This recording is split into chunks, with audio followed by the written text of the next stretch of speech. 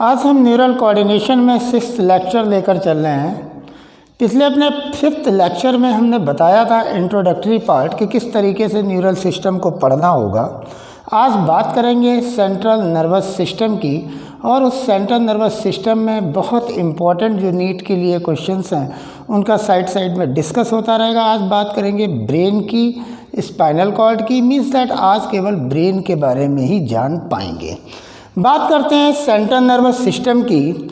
जानते हैं हम लोग जो सेंट्रल नर्वस सिस्टम होता है, the central nervous system is consist of CNS, is consist of brain and spinal cord. बच्चों सबको मालूम है। अब जो ये ब्रेन और स्पाइनल कॉर्ड है ये बने किसके होते हैं? Answer is neural tube. अगला क्वेश्चन, न्यूरल ट्यूब कहाँ से डेवलप होती है? Answer is ectoderm.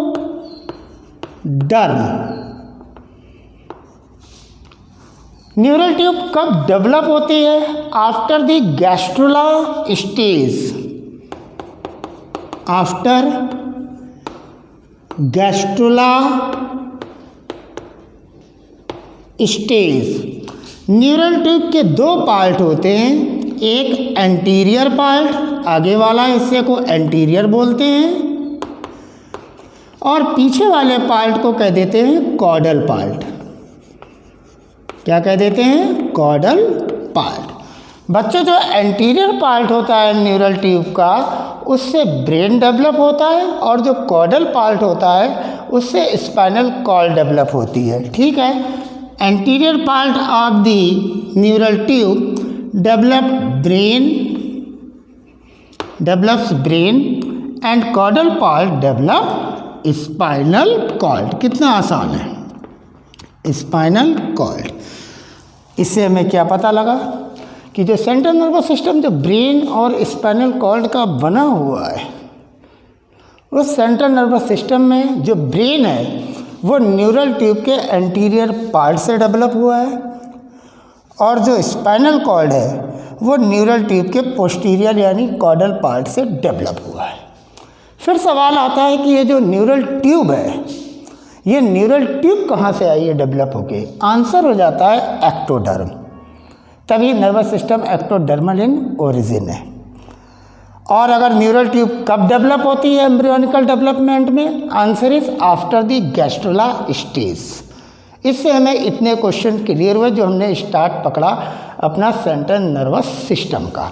आगे चलते हैं। इसमें central nervous system is consist of brain and spinal cord. Now these structures brain and spinal cords are formed from neural tube. The anterior part of the neural tube develop into the brain, and caudal part is develop into the spinal cord, and neural tube is developed from ectoderm after the gastrula stage of the embryo. Now आगे चलते हैं। बेटा क्या होता है? In case of central nervous system there are two type of matters. Central nervous system में दो matters देखने को मिलते हैं। Number one is grey matter. कह सकते हैं सेंट्रल नर्वस सिस्टम बना होता है grey matter and white matter का। वाइट मैटर का ग्रे मैटर हमने पिछले लेक्चर में बताया था कि जो सेल बॉडीज होती हैं न्यूरॉन की, they are greyish in appearance. तो जो ग्रे मैटर होगा सेंट्रल नर्वस सिस्टम का वो होगा collection of cell bodies of neuron. ये इसका आंसर होगा। The concentration of cell bodies is called grey matter. तो फिर वाइट मैटर क्या होगा?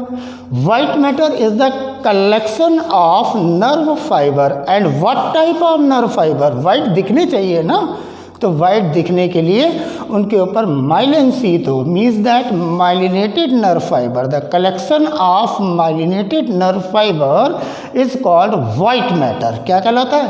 वाइट मैटर कहलाता है। तो central nervous system grey matter और वाइट मैटर का बना होता है। सेंट्रल नर्वस सिस्टम में grey matter, concentration of cell bodies and white matter, concentration of nerve fibres, और किस तरीके के nerve fibre, medullated nerve fibre means that जिनके ऊपर माइलिन शीथ चढ़ी हो। और पिछले लेक्चर में ही हम लोगों ने इम्पोर्टेंट नीट का क्वेश्चन देखा था कि जो सेंट्रल नर्वस सिस्टम में माइलिनोजेनेसिस होती है उसके लिए जो न्यूरोग्लिया रिस्पॉन्सिबल होता है उसका नाम होता था ओलिगोडेंड्रोसाइट्स, जिसका काम था preservation and formation of myelin sheath in central nervous system. आगे चलते हैं, बात करते हैं पहले स्ट्रक्चर ब्रेन की, कुछ जरूरी बातें ब्रेन के बारे में। ठीक, पता तो लग गया कि brain is act as a command and control.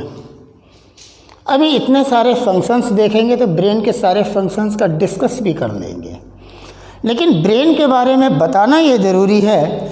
In case of human beings the brain is consist of 10 to the power 10 और you can say 100 billions neuron. पहला पॉइंट। दूसरा point, 10 to 15 trillion neuroglia supporting cell जो nourishment देंगी। तीसरा point, brain का weight 1.4 kg in male and 1250 gram in female. और brain receives 15 to 17% of cardiac output and then brain receive 20% of oxygen that total consumed by the body। अब कुछ brain के बारे में उन बातों को बोलना चाह रहा हूँ जिनको आपको समझना ज़रूरी है कि जो ब्रेन है उसमें न्यूरॉन है जिनके नंबर्स 100 बिलियंस हैं, न्यूरोग्लिया उनसे भी ज़्यादा हैं, 10 to 15 ट्रिलियंस हैं। मेल के अंदर ब्रेन का जो वेट है 1.4 मीन्स दैट 1400 ग्राम कह लीजिए या 1.4 किलोग्राम है। फीमेल के अंदर जो वेट है वो आप 1250 ग्राम बोल लीजिए। और जो कार्डियक आउटपुट जो ब्रेन को चाहिए होता है, ब्रेन को भी कुछ ब्लड चाहिए होता है ना, तो कार्डियक आउटपुट क्या होता है, stroke volume plus number of heart beat means that stroke volume is the 70 and 70 ml is multiplied by the 75, so it is approx 5 liter. So this is known as cardiac output। उस cardiac output का 15 to 17% खुद brain receive करता है।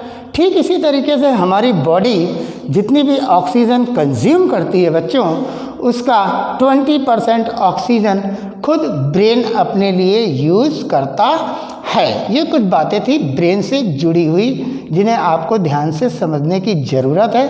15 से 17 cardiac output, 20% oxygen, और आपने देख लिया कि 1400 ग्राम ब्रेन का वज़न इन केस ऑफ मेल तो वेट होता है वो मेल में 1.4 kg means 1400 gram and in case of female it is about 1250 gram.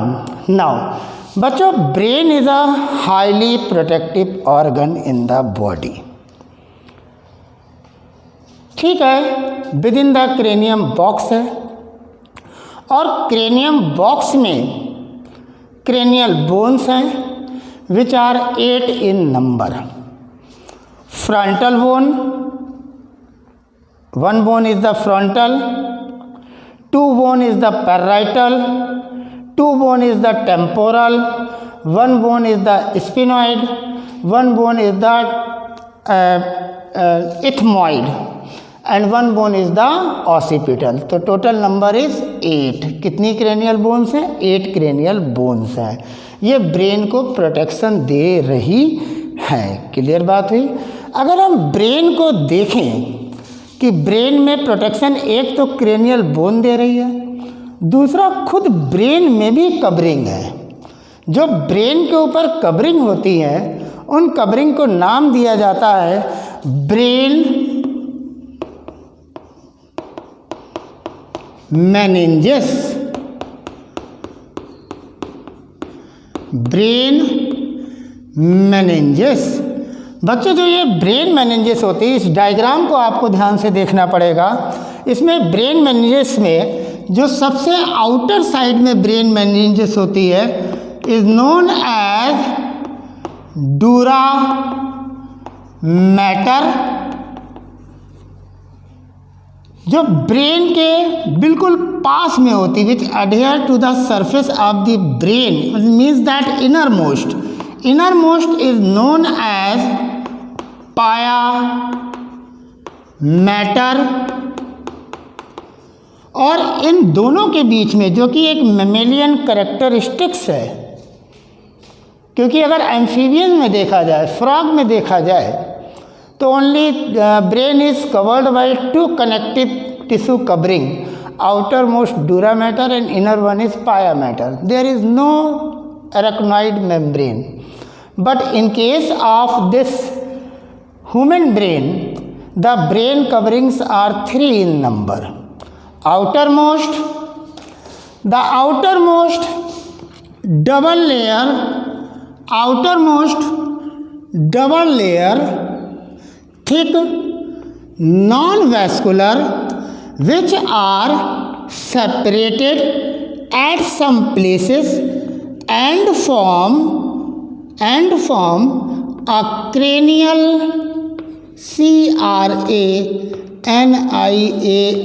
cranial venous sinus, जिसके अंदर भरा होता है ब्लड। ह्यूमन ब्रेन में जो आउटर मोस्ट ब्रेन मेनिंजेस है वो डूरा मैटर है, जो कि नॉन वेस्कुलर है। सबसे ज़्यादा ध्यान रखने की ज़रूरत है। टफ है, नॉन वेस्कुलर है, डबल लेयर है, कहीं कहीं पर सेपरेट है। जहाँ पे सेपरेट हो रही है वहाँ पर वो क्या चीज़ बना रही है? वो बना रही क्रेनियल वेनस साइनस, जिसके अंदर भरा रहता है ब्लड। एक चीज़ क्लियर हुई। आगे चलते हैं। ह्यूमन ब्रेन में आपको बहुत ध्यान रखना है, this dura mater is adhere with the skull bone. क्यों मैंने ये लिखा? मैंने बताया कि जो ब्रेन की डूरा मैटर है वो स्कल की बोन से अडेयर है, जुड़ी हुई है। तो जुड़ी हुई है तो इसके मतलब डूरा मैटर के ऊपर कोई स्पेस, स्कल की बोन और डूरा मैटर के बीच में कोई स्पेस है ही नहीं। तो एक और हमें कैरेक्टरिस्टिक्स मिली कि in case of mammalian brain में एपीड्यूरल, एपी माने क्या होता है? ऊपर, सब माने नीचे, एपी माने ऊपर। तो इन case of mammalian brain epidural space is absent. ये तो मैं जब ही पता लगा जब मैंने ये बताया कि डूरा मैटर स्कल की बोन से अडेयर रहता है। तो जब अडेयर रहता है तो एपीड्यूरल स्पेस होने का कोई मतलब नहीं है। ये खासियत है मेमेलियन ब्रेन की कि there is no epidural space. Reason is that the dura mater is adhere with the inner surface of the cranial bone. Okay, कैसी है dura mater? Non vascular, thick है, टफ है। आगे चलते हैं। Below the epidural membrane, below the epidural meninges there is a space. अब ये space तुम्हें देखने को मिला, ठीक है, मिला। तो अब ये नीचे है ना, नीचे के लिए वर्ड यूज करते हैं सब, और आगे इसी का नाम लिख दीजिए क्योंकि डूरा मैटर के नीचे है, लिख दीजिए सब डूरल स्पेस। कितना सिंपल है। डूरा मैटर के ऊपर हो एपीड्यूरल, डूरा मैटर के नीचे हो सबड्यूरल, सबड्यूरल स्पेस आपने लिख दिया। लेकिन सबड्यूरल स्पेस की खासियत है within the subdural space the fluid is filled and this fluid is called serous, SEROUS, serous fluid। अब सवाल आया ये सीरस फ्लूइड क्या याद कर लिया जाए? मैं कहता हूँ ये जो सीरस वर्ड यूज़ होता है ये बच्चों उन फ्लूइड्स में यूज़ होता है जो कैविटीज़ में प्रेजेंट होते हैं। एक तरीके से इनका जो कॉन्स्टिट्यूशन होता है वो एग्जैक्ट सीरम की तरह होता है। इनको कह देते हैं सीरस फ्लूइड्स। क्या कह देते हैं? Serous fluids. और जो ग्लैंड्स होती हैं उनको नाम दे देते हैं serous glands. Clear? So the subdural space में सीरस फ्लूइड भरा होता है। एपिड्यूरल स्पेस मैमल्स में नहीं होता है क्योंकि ड्यूरा मैटर जो आउटर मोस्ट ब्रेन मेनिंग्स है it closely adhere to the bone of cranium, means that cranial bone, so there is no epidural space in case of mammalian brain। चलिए नीचे चलते हैं। Now just below this tough dura matter, just below another membrane, another brain meninges, and this brain meninges is known as arachnoid।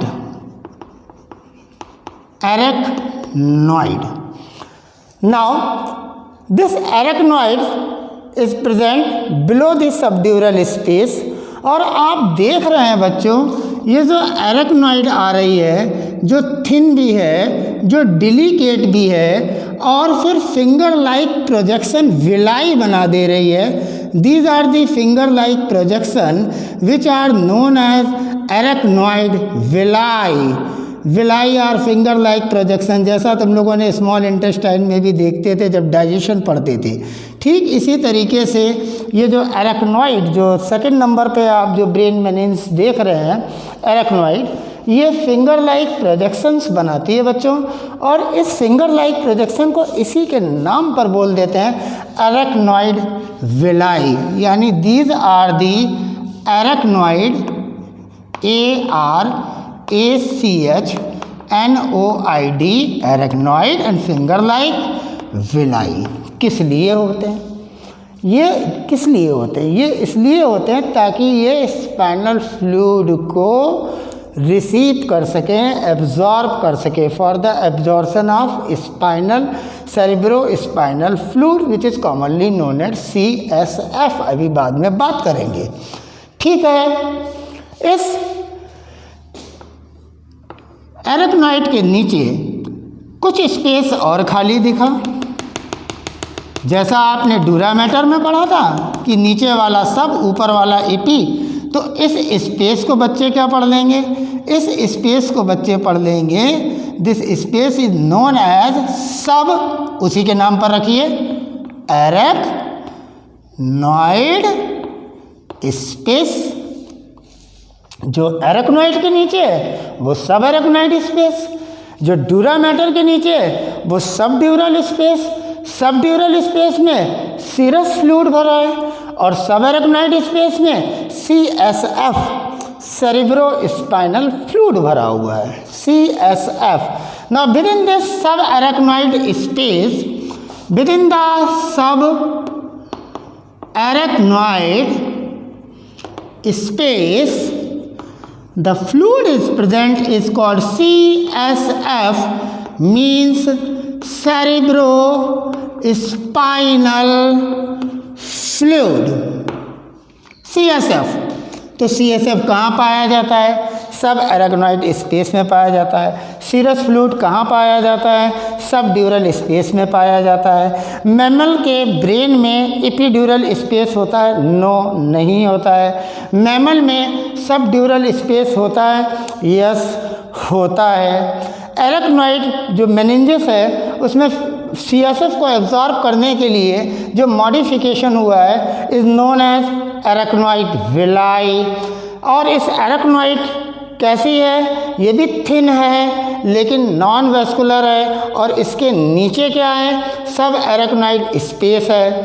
सब arachnoid space में क्या भरा होता है? CSF भरा होता है। CSF की फुल फॉर्म क्या है? सेरेब्रो स्पाइनल फ्लूइड होती है। सेरेब्रो स्पाइनल फ्लूइड एडल्ट में कितना होता है? सेरेब्रो स्पाइनल फ्लूइड एडल्ट में कितना होता है? 80 to 150 ml, अभी बाद में भी बात कर लेंगे, ठीक है।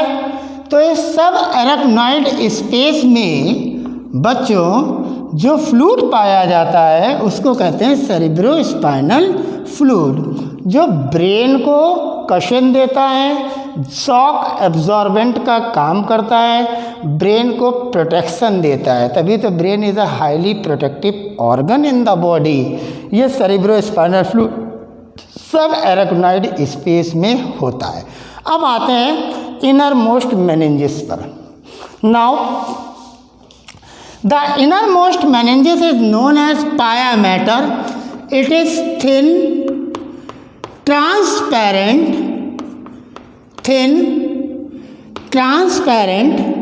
and highly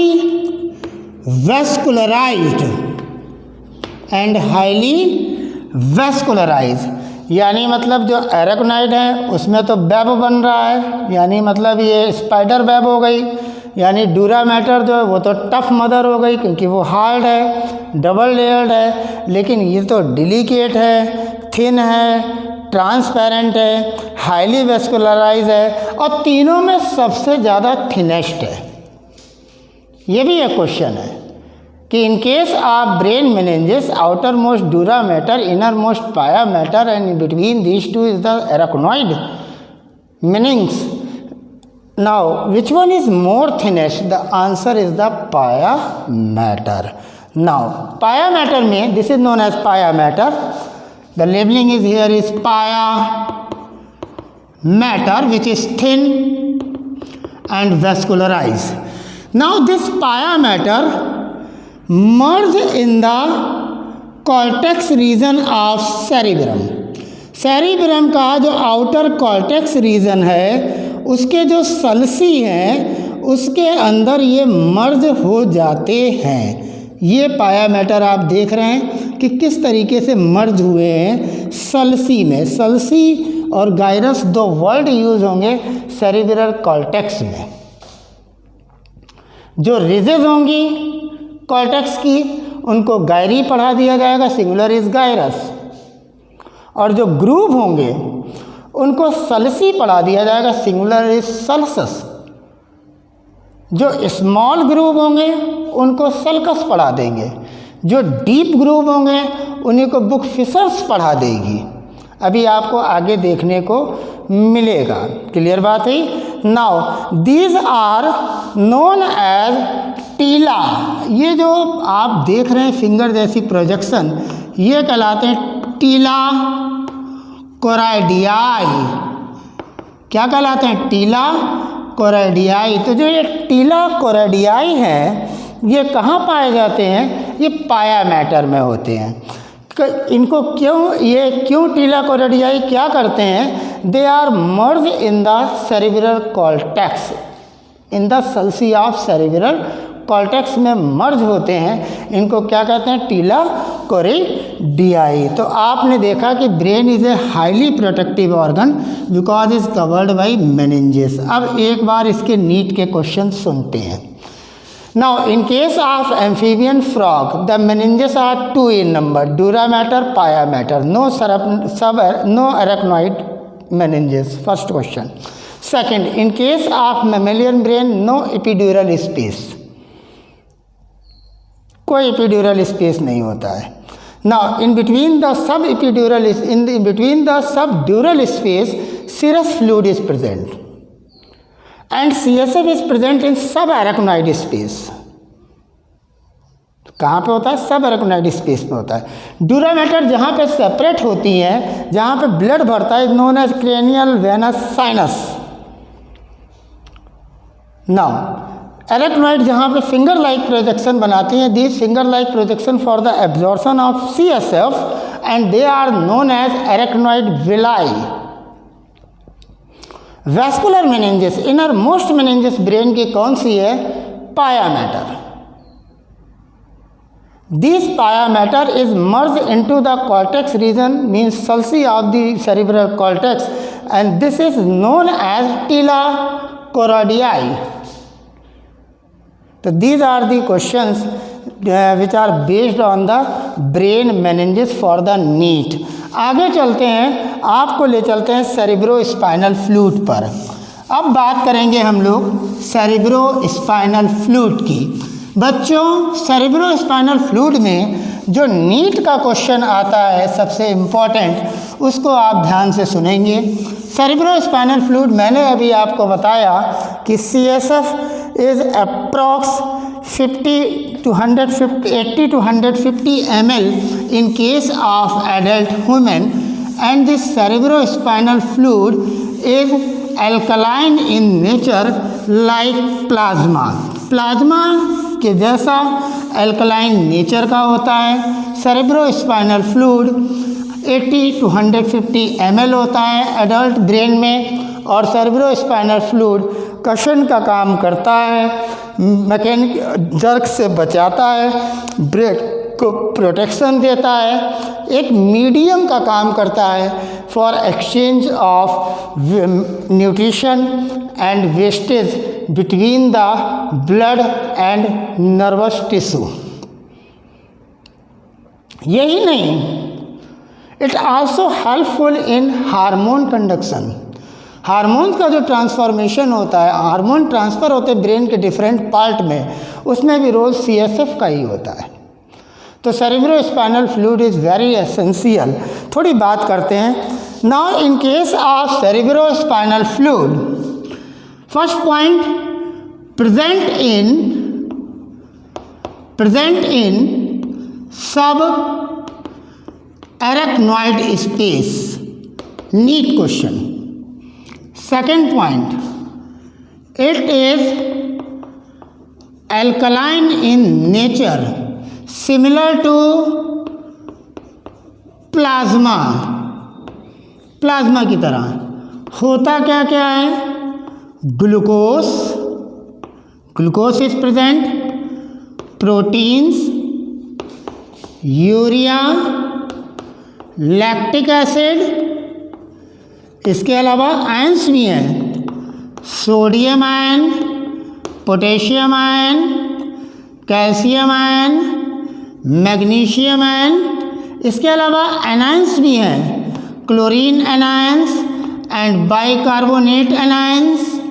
इसके अलावा एक चीज़ ध्यान देने की इसमें बहुत ज़रूरी है आपको कि इस सेरिब्रोस्पाइनल फ्लूइड में protein and cholesterol, proteins and cholesterol, बच्चों ये ध्यान रखना, they are less in amount, little in amount. आपने देखा जो सेरिब्रोस्पाइनल फ्लूइड था उसका मेन इंपॉर्टेंट नीट का क्वेश्चन बच्चों के लिए बनता है कि किस जगह पे होता। The answer is sub arachnoid space, means that below the arachnoid meninges भी बोल देते हैं सिंगुलर में। तो जो एराक्नॉइड मीनिंग्स है उसके नीचे जो सब एराक्नॉइड स्पेस है उसमें सेरिब्रोस्पाइनल फ्लूइड होता है।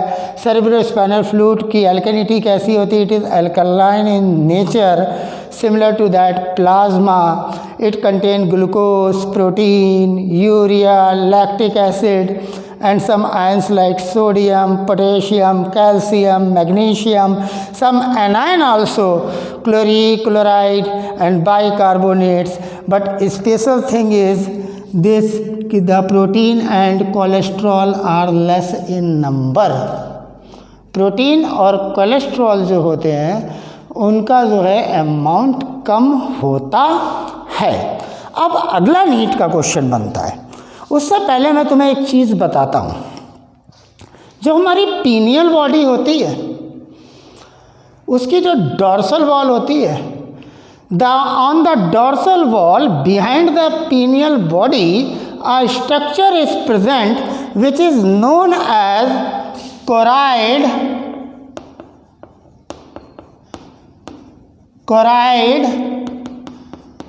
प्लेक्सस। दो तरीके कोराइड प्लेक्सस होते हैं, एक एंटीरियर कोराइड प्लेक्सस एंड एक posterior choroid plexus, ACP and PCP। जो एंटीरियर कोराइड प्लेक्सस है, ये जो कोराइड प्लेक्सस हैं, they are responsible for formation of CSF। मैं कह रहा हूँ पूरा CSF पढ़ना एक तरफ, नीट के लिए ये क्वेश्चन एक तरफ कि आखिर CSF कौन बनाता है। The answer is choroid plexus. जो कोराइड प्लेक्सस हैं वो CSF की फॉर्मेशन करते हैं। ठीक है, आगे एक और चीज़ बात तो मैं बताना चाह रहा हूँ, एक जानकारी देना चाह रहा हूँ। कभी कभी क्या होता है बच्चों कि CSF हमारे ब्रेन में एक्यूमुलेट हो जाता है, इकट्ठा हो जाता है, एकदम एक्यूमुलेट हो जाता है, इकट्ठा हो जाता है। इसको कहते हैं हाइड्रोसेफेलस। इस डिसऑर्डर को क्या नाम देते हैं? Hydrocephalus. The accumulation of CSF cerebrospinal fluid in the brain is called hydrocephalus. ये क्या कहलाता है? हाइड्रोसेफेलस कहलाता है। इसी तरीके से बच्चों जब हमारे जो ये मेनिंजेस हैं, जो हमने पढ़ी outer most dura matter, then arachnoid, then pia matter, अगर इनमें इन्फ्लेमेशन हो जाता है, अगर इनमें इन्फ्लेमेशन हो जाता है, इनमें इनके फंक्शन में कोई चेंजेस आने लगते हैं, ये इन्फेक्शन इनमें हो जाता है, तो उस डिज़ीज़ को कहते हैं। जहाँ जहाँ इन्फ्लेमेशन वर्ड यूज़ होगा आपको उस ऑर्गन का नाम लिखना होगा जिसमें इन्फ्लेमेशन हो रहा है, और लास्ट में एक सफिक्स जोड़ना होगा ITIS। अब ये मेनिंजेस के अंदर इन्फ्लेमेशन हो रहा है। Now the disease is meningitis. आपने देखा मैंने क्या कहा? मैंने कहा कि मेनिंजेस में भी इन्फ्लेमेशन होता है, इन्फेक्शन होता है मेनिंजेस में, जिसके कारण नेक में दर्द होने लगता है, हेडेक होने लगता है, वोमिटिंग फील होने लगती है। तो इस स्टिफनेस ऑफ नेक फील होने लगता है, तो उस डिजीज़ को कहते हैं मेनिंगिटिस। मैंने कहा जहाँ जहाँ पर, जैसे अर्थरोस माने ज्वाइंट होता है, तो अर्थरोस माने ज्वाइंट होता है, तो जब ज्वाइंट में इन्फ्लेमेशन होता है तभी तो आपको डिजीज़ पढ़ाई गई अर्थरिटिस। तो ITIS is the suffix is use in case of inflammatory diseases. Clear? इसी तरीके से आपने देखा कि जब CSF इकट्ठा हो जाए ब्रेन में तो हाइड्रोसेफेलस हो गया। ठीक इसी तरीके से अगर इन्फ्लेमेशन हो जाए इन मेनिंजेस में तो इससे मेनिंगिटिस हो जाती है। इन्फ्लेमेशन में ITIS सफिक्स लगा दीजिए, ऑर्गन का नाम लिखिए जहाँ पर इन्फ्लेमेशन हो रहा है। तो इन्फ्लेमेशन तो मेनिंज में हो रहा है, तो आप मेनिंज लिखिए, आगे ITIS लगाइए, बन गया नाम मेनिंगिटिस डिजीज़। हालांकि इसके लिए 3 रेस्पॉन्सिबल बैक्टीरिया बताए जाते हैं। The first is the Neisseria. The first bacteria is the Neisseria meningitidis. Neisseria meningitis. Number second is the Streptococcus. ये स्ट्रेप्टोकोकस की भी स्पीसीज है। हीमोफिलस इन्फ्लुएंजाई। हीमोफिलस इन्फ्लुएंजाई से भी आपको मेनिंगिटिस की प्रॉब्लम हो जाती है। निसेरिया मेनिंगिटिस से भी आपको इसकी प्रॉब्लम हो जाती है, मेनिंगिटिस की। स्ट्रेप्टोकोकस की स्पीसीज से भी मेनिंगिटिस हो जाता है। These are the responsible pathogen which cause the inflammation in the meninges. खैर साइड में ध्यान रखिएगा, important one is the choroid plexus, anterior posterior choroid plexus which is responsible for the formation of cerebrospinal fluid. Clear? And amount कितना होता है आपने देख लिया था, 80 to 150 ml in adult human. आगे चलता हूँ, आगे लेसन में प्रोसीड करते हैं ब्रेन की तरफ। बच्चों ब्रेन जो होता है वो इंफॉर्मेशन का सेंटर है जो कमांड और कंट्रोल करता है, जो क्रेनियम कैविटी में होता है। It act as a command and control. मैं इसको ज़रा रब कर दे रहा हूँ, रिवीजन फिर आपको दे दूंगा तेज़ी के साथ में। नाउ अब ब्रेन की बात करेंगे। ह्यूमन ब्रेन में वर्ड जो यूज़ होंगे उसको बहुत ध्यान से पढ़ोगे, बहुत आसान है, समझ के पढ़ोगे, अपने नीट की इम्पोर्टेंट चीज़ें समझते चलोगे। बात करते हैं ब्रेन की। Brain means encephalon. Human brain के 3 part, first is fore brain. Fore brain को बच्चों कहते हैं प्रोजेन सेफेलॉन। आगे वाला हिस्सा प्रो वर्ड लग गया, प्रोजेन सेफेलॉन। और इस फोर ब्रेन में क्या क्या देखने को मिलेगा? नंबर 1 हम पढ़ेंगे cerebrum, most important part of the brain which control the other part of the brain, जो हमारी विल, इंटेलिजेंस, मेमोरी, कॉन्शियस सारी एक्टिविटीज़ को कंट्रोल कर रहा होगा, उस सेरिब्रम को पढ़ेंगे। Largest part of the brain cerebrum को पढ़ेंगे, मोस्ट इम्पॉर्टेंट, वो फोर ब्रेन में ही आएगा। नाउ दूसरा पार्ट इज डायन सेफेलॉन। अब diencephalon is the posterior most part, पीछे का पार्ट डायन सेफेलॉन के बारे में पढ़ेंगे। ये समझिए पहले पढ़ेंगे क्या क्या। जब हम डायन सेफेलॉन पढ़ेंगे तो उसमें हमें पढ़ना पड़ेगा डायन सेफेलॉन में, जो डायन सेफेलॉन की रूफ बनाएगा। रूफ आप जानते हैं दीवार ऊपर होती है, जैसे इस रूम की दीवार ऊपर है, ऊपर के लिए बायोलॉजी में एपी वर्ड बना हुआ है, ठीक है। तो ये जो डायन सेफेलॉन है ये बना हुआ थैलेमस का है, लेकिन इसके पार्ट कौन कौन से होंगे? Now the roof of the डायन cephalon is एपीथैलेमस,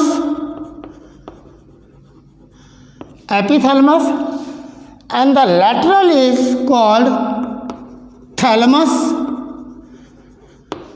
and the base of the diencephalon, सबसे नीचे वाला हिस्सा जो डायनसेफलॉन को, नीचे के लिए वर्ड यूज कर देते हैं हाइपोथैलेमस। 2 वर्ड यूज कर दिए। क्या क्या वर्ड यूज कर दिए? Epithalamus, thalamus and hypothalamus. यानी हमें एपिथैलेमस की नॉलेज होनी चाहिए, फिर थैलेमस की नॉलेज होनी चाहिए, फिर हाइपोथैलेमस की नॉलेज होनी चाहिए, देन डायनसेफलॉन फोर ब्रेन का पार्ट कंप्लीट। नाउ तीसरी चीज़ हम लोग इसमें पढ़ेंगे ऑल्फैक्टरी। पता लग रहा है नाम से स्मेल के लिए है, स्मेल सेंसेशन के लिए है। और जैसा हम जानते हैं डॉग और शार्क और डॉग में स्मेल सेंसेशन हाई पाई जाती है in comparison to us. Now हम पढ़ेंगे इसमें ऑल्फैक्टरी लोब्स के बारे में, जो हम आपको डायग्राम में दिखाएंगे। जब इसका वेंट्रल व्यू लेंगे ब्रेन का तब हमें देखने को मिलेगा, क्योंकि ये ventral side of fore brain of cerebrum में पाया जाता है आपका ऑल्फैक्टरी लोब, ठीक है। Now fore brain means prosencephalon. ठीक इसी तरह ब्रेन का दूसरा हिस्सा होगा mid brain. Now second one is mid brain. बच्चों जो मिड ब्रेन होगा उसके अंदर हम लोग पढ़ेंगे कार्पोरा क्वाड्रिजेमिना, या पढ़ेंगे क्रुस सेरिब्राई के बारे में। क्रुस सेरिब्राई को सेरिब्रल पेडंकल भी बोल देंगे किताब में। और या तो फिर दूसरी चीज़ हम लोग पढ़ेंगे कार्पोरा क्वाड्रिजेमिना, जिनको किताब पढ़ा देगी कॉलिकुलाई, और कॉलिकुलाई कहलाएंगे ऑप्टिक लोब्स।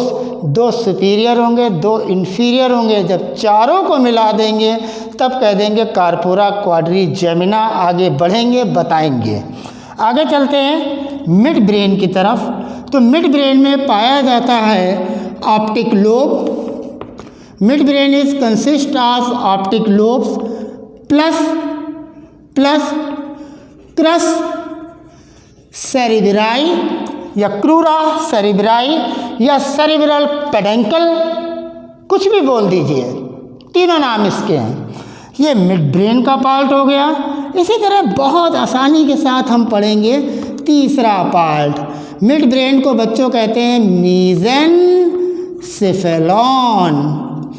फोर ब्रेन को प्रोजेन, प्रो माने आगे, मीज माने बीच में, और तीसरा पार्ट बच्चों होता है हिंड ब्रेन। और हिंड ब्रेन को हम लोग पढ़ेंगे रोम्बेन सेफेलॉन। तो आपने देखा कि जो ह्यूमन ब्रेन हम पढ़ने जा रहे हैं वो हमको कैसे पढ़ना होगा। हमें सबसे पहले आगे वाला हिस्सा फोर ब्रेन पढ़ना होगा। फोर ब्रेन में हमें सेरिब्रम की नॉलेज लेनी होगी, हमें ऑल्फैक्टरी लोब की नॉलेज लेनी होगी, हमें डायनसेफलॉन पढ़ना होगा और डायनसेफलॉन में ही हम एपिथैलेमस, थैलेमस और हाइपोथैलेमस की नॉलेज लेंगे। फिर हम मिड ब्रेन की तरफ जाएंगे जहाँ हमें ऑप्टिक लोब पढ़ने को मिलेंगे, साथ में हमें क्यूरा सेरिब्राई या आप कह लीजिए सेरिब्रल पेडंकल के बारे में पढ़ने को मिलेगा। और फिर हम पढ़ेंगे हिंड ब्रेन जिसमें हमें तीन चीज़ें पढ़ने को मिलेंगी। इन case of hind brain which is hind brain is known as rhombencephalon. It consists of pons, then cerebellum, pons, cerebellum, which is known as metacephalon, metaencephalon, इसको मेटाएन्सेफलॉन कहेंगे। Then is the medulla, the third is medulla oblongata which is known as myelencephalon. ठीक है, छोटे हो समझ में आएगा। पहले पार्ट को प्रोजेंसेफलॉन, बीच वाले को मेसेंसेफलॉन, हिंड वाले को रोम्बेंसेफलॉन और सेरिबेलम को मेटेंसेफलॉन और मेडुला ऑब्लोंगेटा को माइलेनसेफलॉन बोल दिया।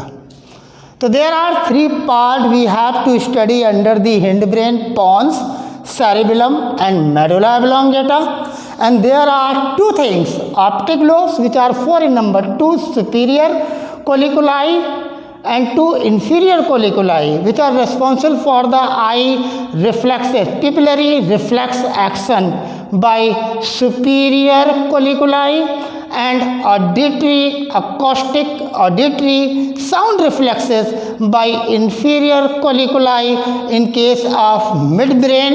Now the control of muscles of limbs by the crus cerebri or you can say cerebellar peduncle. चलिए बाद में बात करेंगे, ये अभी ऐसे ही बात हो गई। तो आपने देखा फोर ब्रेन में हमें सेरिब्रम पढ़ना है, डायनसेफलॉन के बारे में पढ़ना है, ऑल्फैक्टरी लोब के बारे में पढ़ना है। ध्यान रखिएगा, डायनसेफलॉन में थैलेमस बीच में रखिए, उसके ऊपर इपी लगाइए, नीचे हाइपो लगाइए। ऊपर वाला पार्ट रूप बनाए, एपिथैलेमस पढ़ेंगे, नीचे वाला थैलेमस का बेस बना दे, उसको हाइपोथैलेमस पढ़ेंगे and then this is the thalamus. Clear. जब हिंड ब्रेन पढ़ेंगे, मिड ब्रेन पढ़ेंगे तो ऑप्टिक लोब का ध्यान रखेंगे, यानी सारे ऑप्टिक लोब मिला दीजिए, दो सुपीरियर दो इंफीरियर, तभी किताब लिख देती कॉर्पोरा क्वाड्रिजेमिना। और बाद में दूसरी चीज़ पढ़ेंगे क्रस सेरिब्री, जिसका दूसरा नाम हो जाएगा cerebral peduncle. Clear. Now hind brain में बच्चों पीछे वाला हिस्सा जिसका नाम है रोम्बेंसेफलॉन, बोलने की ज़रूरत है, रोम्बेंसेफलॉन। और रोम्बेंसेफलॉन के अंदर स्टूडेंट तीन चीज़ों की स्टडी करेंगे, pons, medulla oblongata and cerebellum. Cerebellum वही जो बॉडी पोस्चर को मेंटेन करेगा, मेडुला ऑब्लोंगेटा वही जो इनवॉलेंट्री रिफ्लेक्सेस को कंट्रोल करेगा, पॉन्स वही जो सेरिब्रम को कांटेक्ट कर देगा मेडुला ऑब्लोंगेटा से, और ऑब्लोंगेटा वो जो स्पाइनल कॉर्ड को ब्रेन से जोड़ देगा। स्पाइनल कॉर्ड को ब्रेन से जोड़ देने का काम मेडुला ऑब्लोंगेटा का होगा। सेरिबेलम का काम बॉडी बैलेंस बनाने का होगा, जो कि मैमल्स में, ह्यूमन में ज़्यादा डेवलप है in comparison to other animals. आगे बात करेंगे। चलिए, तो आपने देखा ब्रेन के तीन पार्ट होंगे, fore brain, mid brain, hind brain, prosencephalon, जिसमें तीन चीज़ें पढ़ेंगे, cerebrum, diencephalon, then is the olfactory lobe, और मिड ब्रेन में पढ़ेंगे ऑप्टिक लोब और क्रस सेरिब्राई। पहले तो दिमाग में यही डाल दीजिए किसमें क्या क्या पढ़ना है। और डायनसेफलॉन में तीन चीज़ें पढ़ेंगे, एपिथैलेमस, थैलेमस, हाइपोथैलेमस। अब हिंड ब्रेन सोचिए तो उसे रोम्बेंसेफलॉन कहते हैं, और तीन चीज़ें उसमें स्टडी करेंगे, पॉन्स, cerebellum और medulla oblongata, then brain is completed. इतना आसान है, जरा ध्यान दीजिएगा। आगे चलते हैं, बात शुरू करते हैं फोर ब्रेन की। In case of fore brain which is known as prosencephalon, it includes cerebellum. The largest part of the brain is the cerebellum. The largest part of the brain, the important part of the brain is the cerebellum. वो कहलाता है cerebellum. important part है brain का cerebellum। और बेटा इस cerebellum में पाए जाते हैं लोब। क्या पाए जाते हैं?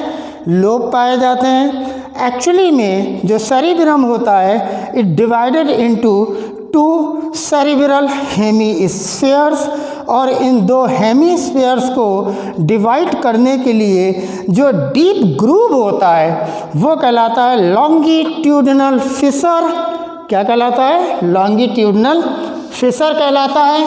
लॉन्गिट्यूडनल फिशर जो होता है वो डिवाइड कर देता है आपका सेरिब्रम को लेफ्ट और राइट सेरिब्रम में, और लेफ्ट और राइट सेरिब्रल हेमीस्फीयर में, और हर एक सेरिब्रल हेमीस्फीयर में पाए जाते हैं फोर लोब पाए जाते हैं। सेरिब्रल हेमीस्फीयर में डिवाइड करने वाले फिशर का क्या नाम है? Longitudinal fissure. दोनों सेरिब्रल हेमीस्फीयर क्या कहलाते हैं? Right and left cerebral hemisphere. और दोनों सेरिब्रल एक दूसरे से आपस में किससे जुड़े रहते हैं? By the white track. और वाइट ट्रैक मैंने नाम लिया तो इंट्रोडक्टरी लेक्चर याद करिए। मैंने कहा था कि जो नर्व फाइबर होता है, जो एक्सॉन होता है, वो सीएनएस में जहाँ जहाँ किताब पढ़ाएगी वहाँ पे ट्रैक लिखेगी। अब आप समझ गए कि जो ये वाइट ट्रैक वर्ड सर ने यूज़ किया है इसके मतलब ये माइलिनेटेड एक्सॉन होगा, और इसको कहेंगे कॉर्पस कैलोसम, जो मेमेलियन ब्रेन की कैरेक्टरिस्टिक्स होगी। मेमेलियन ब्रेन की कैरेक्टरिस्टिक्स होगी। बात करते हैं इन case of cerebrum.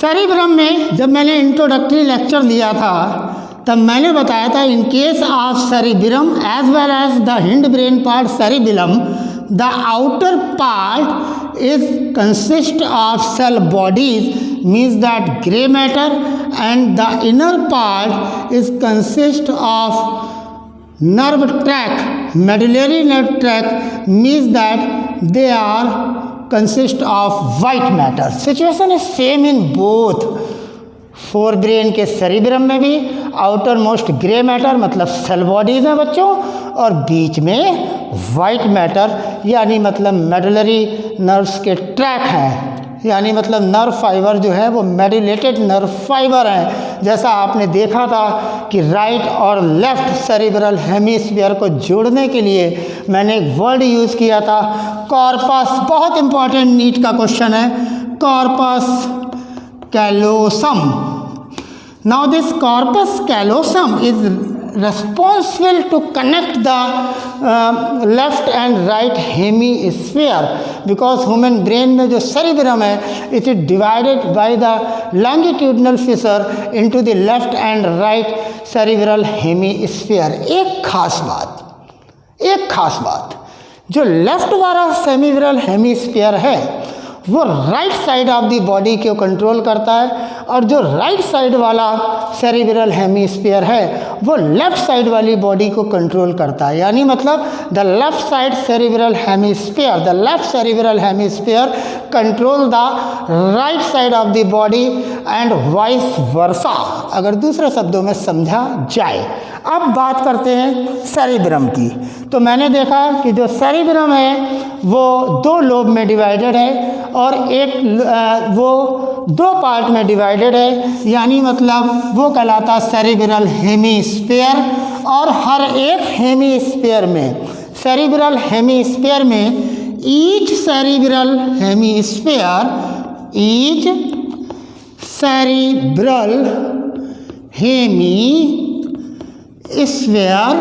Is consist of 4 lobes.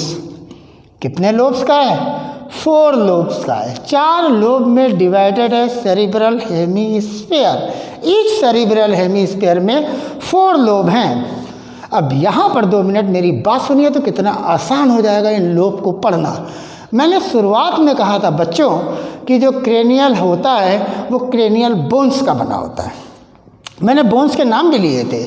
Frontal 1 in number, parietal 2 in number, temporal 2 in number, sphenoid 1 in number, ethmoid 1 in number, occipital 1 in number, means that total number of bones are 8 in number. अब brain का lobe जो है, जो bone brain के जिस हिस्से को cover कर रही होगी उसी के नाम पर ब्रेन के लोब बनाए गए। क्लियर बात हुई? जो सेरिब्रल हेमीस्फीयर में मैंने कहा 4 लोब होते हैं, तो बच्चों उन चारों लोब के नाम किस के अनुसार आप जान पाए कि the portion of the brain which is covered bye a particular bone, now this portion is called a particular lobe. For example that in case of cerebrum hemisphere the first lobe is the frontal lobe. Now the second one is parietal lobe and third one is occipital, or you can say occipital lobe means that covered by occipital bone, parietal lobe means that covered by parietal bone, frontal lobe means that covered by the frontal lobe, and the fourth one is the temporal lobe. चारों lobe के नाम पता लग गए कि in case of cerebrum is divided into 2 cerebral hemisphere, left and right. Both are connected with a white tract of myelinated nerve fiber, that is corpus callosum, which is a character of mammalian characteristics. And each cerebral hemisphere has 4 lobe: frontal lobe, parietal lobe, occipital lobe, temporal lobe. अब NEET कैसे question पूछता है जरा उसको ध्यान से सुनिए। NEET ने कहा the largest lobe is, answer is frontal lobe. उसने कहा the anterior lobe is, answer is frontal lobe. उसने कहा middle lobe is, answer is parietal lobe. इस तरीके से आप तैयार करिए इसको। उसने कहा posterior lobe is, answer is occipital, is the posterior lobe. उसने कहा lateral lobe is, answer is temporal lobe. एक क्वेश्चन तो यही से नीट का बनता है कि स्टूडेंट को मालूम है कि बोन्स जो कवर कर रही हैं सेरिब्रल हेमीस्फीयर्स के पार्ट्स को, उनको लोब में डिवाइड कर दिया जा रहा है। अगर फ्रंटल बोन कवर कर रही है तो फ्रंटल लोब, लेकिन जानना जरूरी है वो एंटीरियर लोब है। जो पैराइटल बोन कवर कर रही है वो पैराइटल लोब, लेकिन जानना जरूरी है वो मिडिल लोब है। जो ऑसिपिटल बोन कवर कर रही है वो ऑसिपिटल लोब है सेरिब्रल हेमीस्फीयर, लेकिन जानना जरूरी है वो पोस्टीरियर लोब है। और जो टेम्पोरल बोन कवर कर रही है वो टेम्पोरल लोब है, जानना जरूरी है वो लैटरल लोब है। क्योंकि क्वेश्चन नीट यहाँ से उठाएगा which one anterior, which one posterior, which one lateral and which one is largest, answer is frontal. Clear?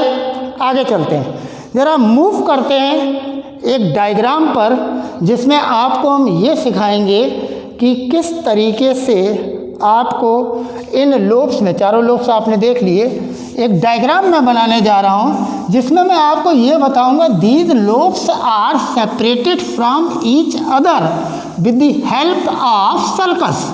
Sulcus आपको मैंने बताया था सेरिब्रल कॉर्टेक्स रीजन में जो स्मॉल ग्रुप्स होते हैं वो सल्कस कहलाते हैं, जो लार्ज ग्रुप्स होते हैं वो फिशर्स कहलाते हैं, और जो बल्ज आउट रिजेस होती हैं वो गायरस कहलाती हैं, और ये जो गायरस होते हैं वो एडजेसेंट सल्कस और फिशर्स के बीच में होते हैं। चलिए आगे चलते हैं, आगे देखते हैं। चारों लोब हमें पता लग गए, एक डायग्राम बनाने की कोशिश करते हैं। Now this is the diagram. This एक ये सल्कस है क्लियर। एक ये सल्कस है, एक ये मैंने सल्कस डाल दिया, क्लियर। एक ये डाल दिया, इसको मैंने पढ़ा दिया फ्रंटल लोब, इसको मैंने पढ़ा दिया पैराइटल लोब, पीएल मैं लिख दे रहा हूँ, इसको मैंने पढ़ा दिया ऑसिपिटल लोब और इसको मैंने पढ़ा दिया temporal lobe. Anterior largest, middle posterior, anterior largest, middle posterior and temporal lobe. बच्चों देखना, फ्रंटल लोब और पैराइटल लोब के बीच में जो ये डिवीज़न आपको देखने को मिल रहा है, फ्रंटल लोब और पैराइटल लोब के बीच में जो आपको ये सल्कस दिख रहा है, ये वाला सल्कस जो दिख रहा है, ये कहलाता है रोडलेंटिक सल्कस। बात समझ में आई? क्या कहलाता है? ये कहलाता है सेंट्रल सल्कस। क्या कहलाता है? Central sulcus. क्या कहलाता है? Central sulcus. ठीक है, क्लियर रहेगा? Central sulcus, clear. अब ये ऑसिपिटल लोब आपको दिख रहा है, ये आपको पैराइटल लोब दिख रहा है। दोनों को नाम ऐड करिए, यानी मतलब ऑसिपिटल से पैराइटल अलग हो रहा है। एक नाम बनाइए, पहले नाम लिखिए पैराइटो, जो पैराइटल को बता रहा है, दूसरा लिख दीजिए occipital, पैराइटो occipital sulcus, पैराइटो occipital sulcus, जो किसको अलग कर रहा है? पैराइटल लोब को ऑसिपिटल लोब से। क्लियर हुआ?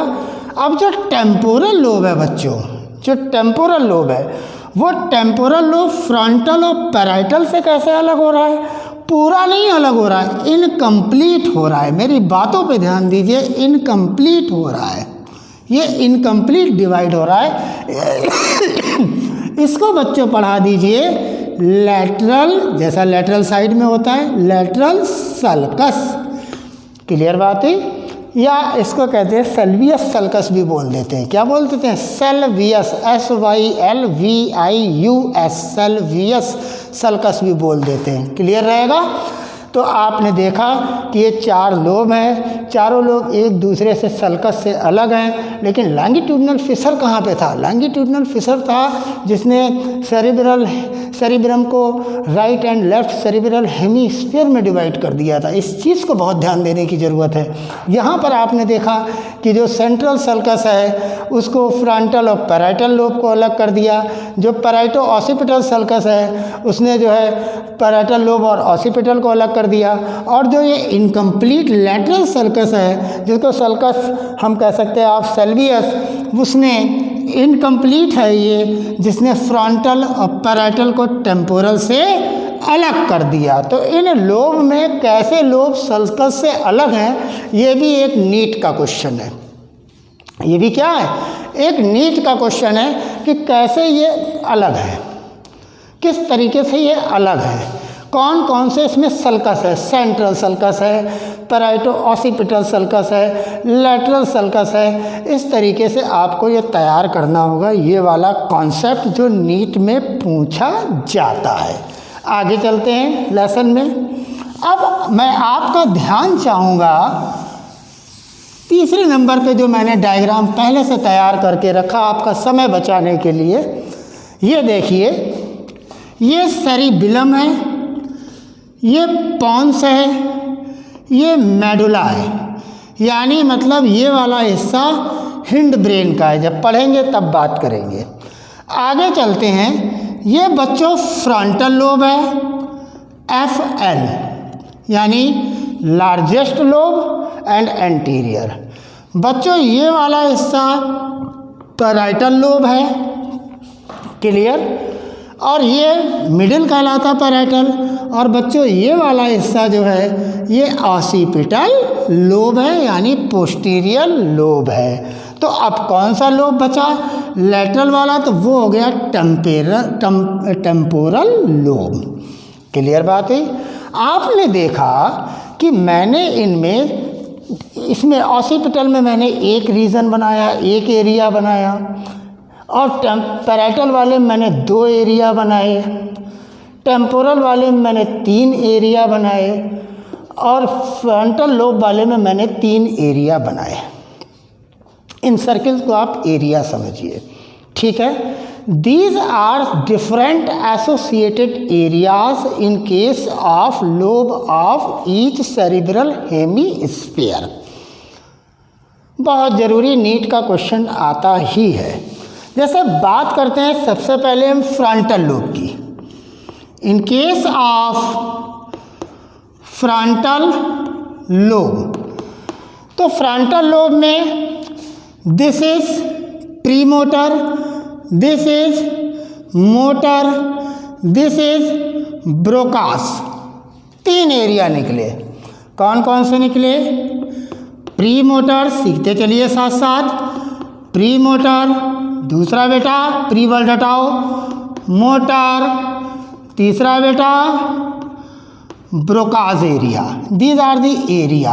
आगे इनके एरिया लगा दो। मैंने कहा था ना एरिया पढ़ाने जा रहा हूँ, जगह पढ़ाने जा रहा हूँ जो एसोसिएटेड है, तो इनके नाम के आगे आप एरिया लगाइए। प्री मोटर, मोटर और ब्रोका। अब समझने की कोशिश करते हैं। नाउ जो ये प्री मोटर है, it is the highest centre for involuntary muscles and ANS. ANS आप जानते हैं ऑटोनॉमिक, जो कि विसरल था। तो जो प्री मोटर एरिया होते हैं, it is the highest centre for the involuntary muscular activities and ANS. Clear बात है?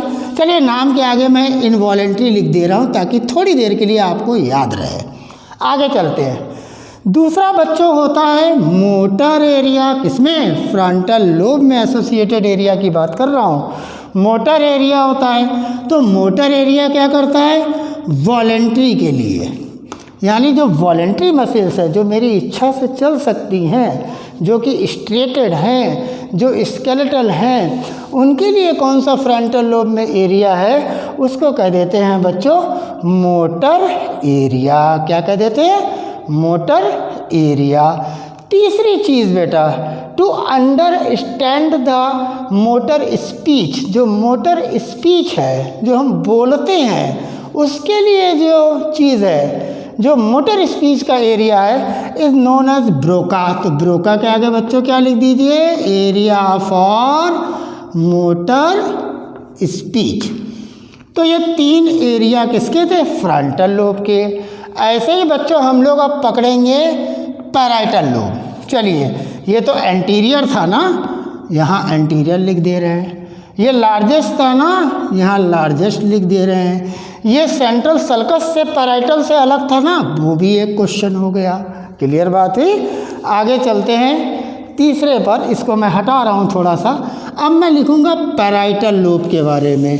देखिएगा आप, जो पैराइटल लोब होता है बच्चों, उसके अंदर 2 एरिया पाए जाते हैं। एक गस्टेटरी एरिया, एक सोमेस्थेटिक एरिया।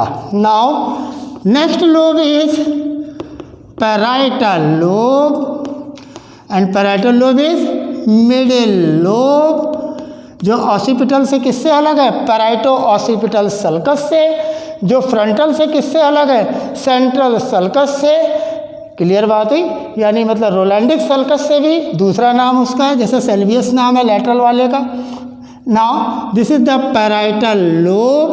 पैराइटल लोब में 2 रीजन है बच्चों, number A, number B. Number A somesthetic area, somesthetic area. Number 2 is gustatory area. 2 region बने, somesthetic area and number 2 is gustatory area. बेटा जो सोमेस्थेटिक एरिया है, उस सोमेस्थेटिक एरिया को समझने की कोशिश करेंगे। This is the area for perception of conscious activities like pain, touch and temperature. Pain, touch और टेम्परेचर जो कॉन्शियस एक्टिविटीज़ हैं, उनके लिए it has the perceptions for pain, temperature and touch is called somesthetic area. Now gustatory, no doubt, sense of taste, sense of taste के लिए।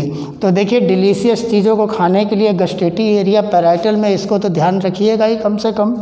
और जो समस्थेटिक area है, तो somesthetic area for the touch, pain and temperature means that they have a perceptions for the conscious activities. आगे चलते हैं, अगला लोब मैं लेता हूँ।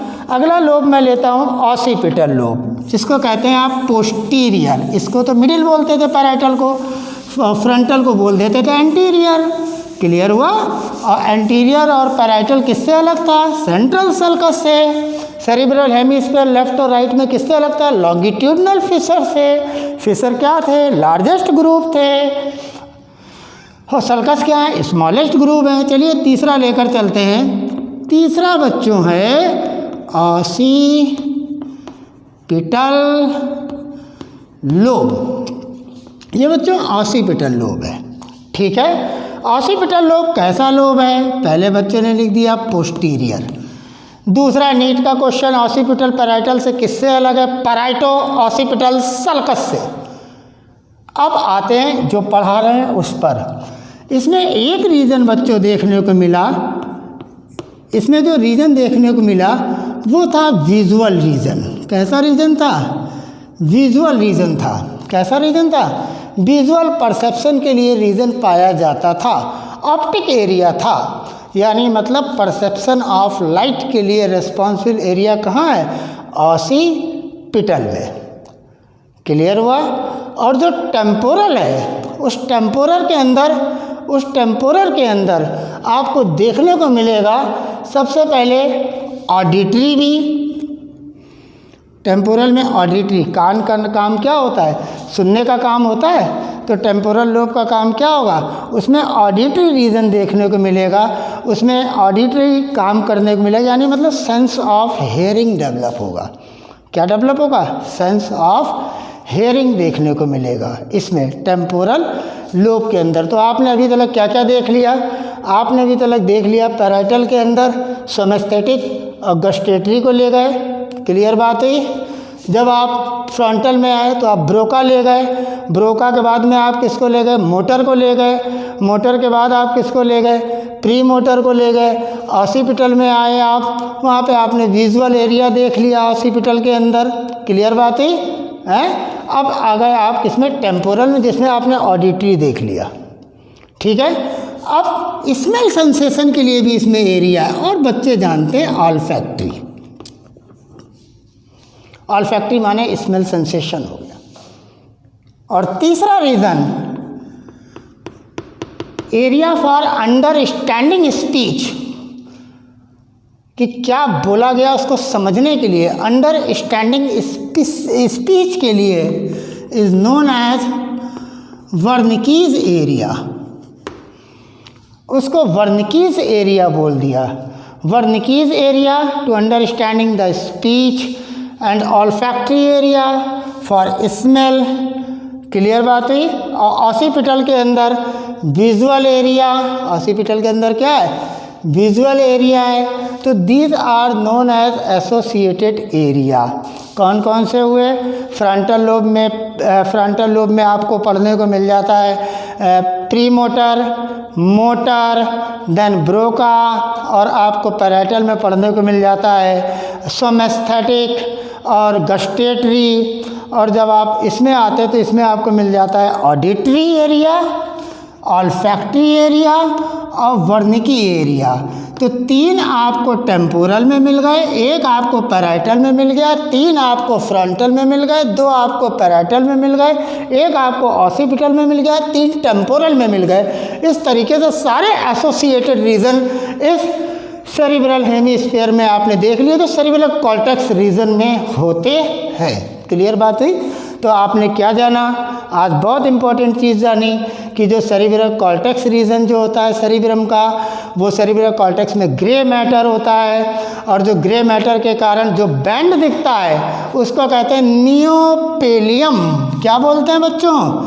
सेरिब्रल कॉर्टेक्स में grey matter due to the concentration of cell bodies of neuron के कारण होता है। जो अपीयर दिखता है thick layer of grey layer, जो थिक ग्रे लेयर है उसके लिए वर्ड बना है नियोपेलियम, और नियोपेलियम नहीं तो सीधे किताबों में लिखा होता है पेलियम। ये भी बहुत इंपॉर्टेंट क्वेश्चन है अगर आप ये सेरिब्रल हेमिस्फीयर में सेरिब्रल कॉर्टेक्स रीजन पढ़ रहे हैं और आपने देखा सेरिब्रल कॉर्टेक्स रीजन में कहाँ कहाँ पे कौन से एरिया हैं। देखिए ज़रा एक बार क्विक रिवीजन में, फ्रंटल में premotor, motor and Broca.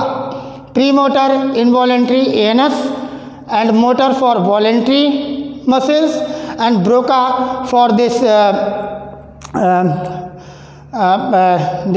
Speech. Clear बात है। नाउ दैट जो पैराइटल लोब है उसके अंदर सेमेस्थेटिक हो गया, और सेमेस्थेटिक का मतलब हो गया perception of pain, touch and temperature, और गस्टेटरी का मतलब हो गया सीधे आपका सेंस ऑफ टेस्ट से। ऑसिपिटल में गए आपको विजुअल एरिया देखने को मिल गया, ऑप्टिक एरिया देखने को मिल गया, और जब आप टेम्पोरल लोब में आए तो आपको 3 एरिया देखने को मिले। अंडरस्टैंडिंग द स्पीच और मोटर स्पीच के लिए आपको ब्रोका एरिया था, अंडरस्टैंडिंग द स्पीच के लिए वर्निकी एरिया है, ऑडिटरी एरिया है, ऑल्फैक्टरी एरिया है स्मेल सेंसेशन के लिए, साउंड के लिए, हेयरिंग के लिए ऑडिटरी एरिया है, स्पीच वर्निकी एरिया है अंडरस्टैंडिंग द स्पीच के लिए, और जो ऑल्फैक्टरी एरिया है वो स्मेल सेंसेशन के लिए है, यानी मतलब सेंस ऑफ स्मेल के लिए है। इन चीज़ों को आपको ध्यान देना होगा कि olfactory, Wernicke and auditory in temporal, optic और you can say visual area in occipital, somesthetic and gustatory in parietal, premotor, motor and Broca area for in case of this frontal lobe. तो आपने देखा आज कि cerebrum को पढ़ते समय आपको किन किन चीज़ों का ध्यान रखना है। अब मैं आगे चलता हूँ। एक और मैंने यहाँ पे नियोपेलियम लिखा था, इसलिए लिखा था ताकि आपको मालूम है कि सेरिब्रल कॉर्टेक्स जो होता है उसमें ग्रे मैटर होता है, और ग्रे मैटर के कारण, उस ग्रे मैटर के कारण सेरिब्रल कॉर्टेक्स में जो लेयर बनती है उस लेयर को पढ़ा दिया जाता है, उस बैंड को पढ़ा दिया जाता है नियोपेलियम, या किताबों में लिखा होता है पेलियम। क्लियर बात हुई। अब आगे हम चलेंगे डायनसेफलॉन पे। आपने देखा सेरिब्रम का काम निपटा, अब चलेंगे डायनसेफलॉन पे। जरा देखते हैं डायनसेफलॉन,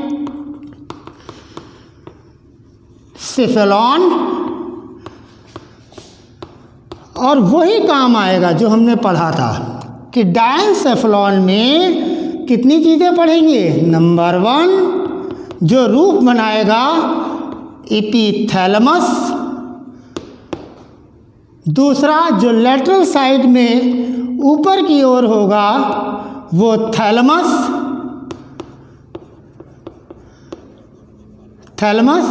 और उसके नीचे जो होगा वो होगा हाइपोथैलेमस। 3 चीज़ें पढ़ेंगे, एपिथैलेमस, थैलेमस एंड हाइपोथैलेमस। पहले एपिथैलेमस की बात करते हैं जो रूप बनाएगा डायनसेफलॉन की। बच्चों एपिथैलेमस में तुम्हें नीट के लिए 2 चीज़ें केवल तैयार करके रखनी है मेरे कहने पे। कौन सी 2 चीज़ें, ज़रा ध्यान दीजिएगा। एपिथैलेमस में आपको 2 बातें ध्यान रखनी है कि in case of epithalamus there is pineal gland. Epithalamus में पीनियल ग्लैंड होती है। क्लियर। दूसरी चीज़ होती है हैबर नूलर न्यूक्लियाई। 2 चीज़ें, हैबर नूलर न्यूक्लियाई, और दूसरी चीज़ हो गई पीनियल ग्लैंड। तो एपिथैलेमस का काम है, पीनियल ग्लैंड क्या काम कर रही, मेलाटोनिन हार्मोन सिक्रीट कर रही, और हैबर नूलर न्यूक्लियाई बच्चों क्या कर रहे हैं, they develop the emotions to smell. कोई भी अच्छे खाने की स्मेल आती है तो और इमोशंस बन जाते हैं, कहीं से कोई सड़ी गली स्मेल आती है तो और इमोशंस आ जाते हैं। तो this development of emotions to the order is due to the habenular nuclei. और पीनियल ग्लैंड से मेलेटोनिन।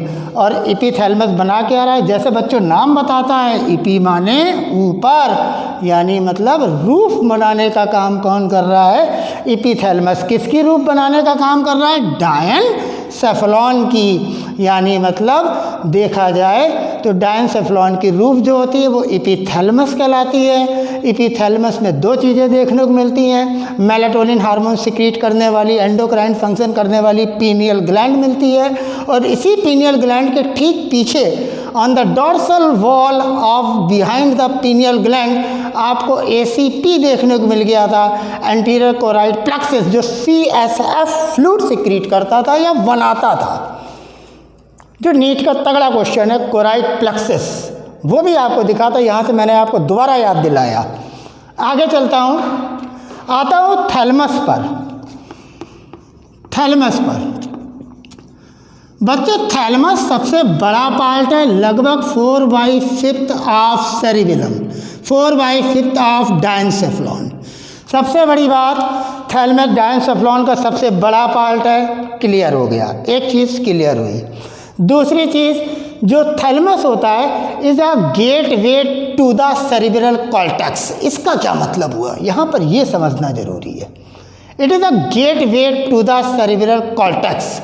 जितनी भी सेंसरी इनपुट्स हैं वो सारे इनपुट्स रिसीव होते हैं सेरिब्रम में, ये तो माना सेरिब्रल कॉर्टेक्स में, लेकिन ये होकर किससे जाते हैं, by the way of synapse in the thalamus. जो साइनेप्स हैं they are passes from the way of synapses which are present in the thalamus.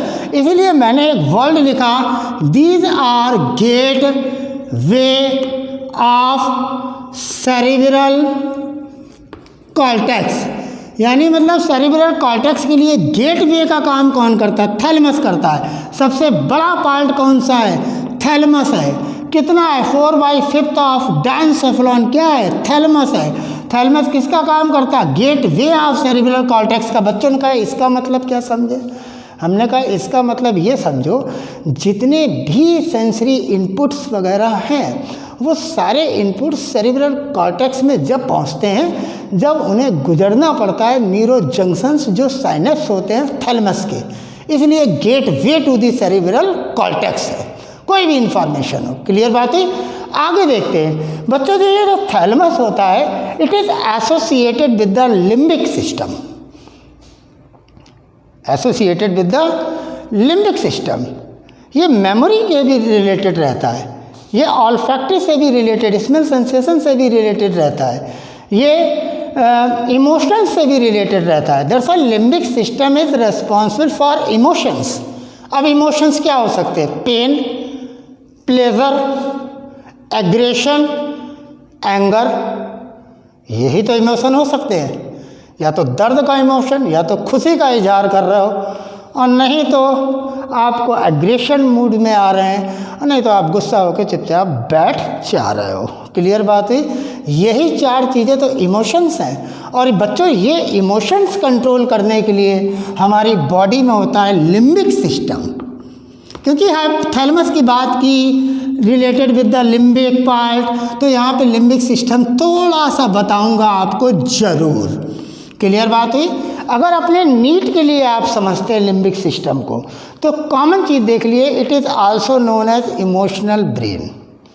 पहला पॉइंट, क्यों, बिकॉज इट कंट्रोल या it govern the emotions like pain, pleasure, aggression, angry. और इसमें दो part हैं बच्चों, तुम्हारे पढ़ने के लिए दो पार्ट है, मैं किसी दिन एक्सप्लेन करूंगा इसको लंबा।